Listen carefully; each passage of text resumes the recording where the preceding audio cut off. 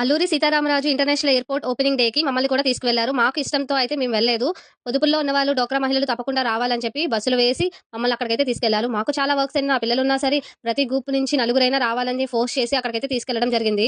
మా bus Bhogapuram road enter అవ్వగానే చాలా బస్సులున్నాయి. మా ముందు అయితే వెనకాతలు కూడా చాలా బస్సులున్నాయి. ఇంకా బ్రిడ్జ్ ఎక్కిన తర్వాత అయితే మధ్యలో ఆపేశారు. ఎయిర్‌పోర్ట్‌కి ఇంకా 4, 5 కిలోమీటర్స్ ఉందనగా 3 అవర్స్ అండి బసెస్ అన్నిటిని కూడా ఆపేశారు. ఇంకా ప్రజలందరూ కూడా దిగిపోయారు. పోనీ నడుచుకొనైనా వెళ్దామని చాలా మంది డేర్ చేసి నడుచుకొని వెళ్లారు. కానీ వాళ్ళు కొంత దూరం వెళ్ళగానే పోలీసులైతే ఆపేసి మళ్ళీ వెనక్కైతే పంపించారు. ఇంకా ప్రోగ్రామ్ కూడా అయిపోయింది.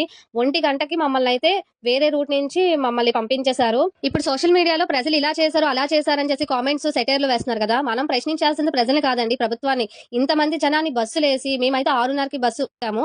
మిగతా వాళ్ళైతే 4:00కి, 5:00కి ఇంకా మా ముందు చాలా మందున్నారు. ఇంతమంది ప్రజల్ని ఇబ్బంది పెట్టి తీసుకెళ్ళడం ఎందుకు? అలా చేయడం ఎందుకు? ఇంత పెద్ద ప్రోగ్రామ్ కండక్ట్ చేసినప్పుడు, ప్రజల్ని తీసుకెళ్ళినప్పుడు వాళ్ళకి కనీస సదుపాయాలు అందించలేనప్పుడు ఎందుకండి ఈ ప్రభుత్వం ఉండి? ఇది నా వ్యక్తిగత అనుభవం. నాకైతే ఇలానే అనిపించింది.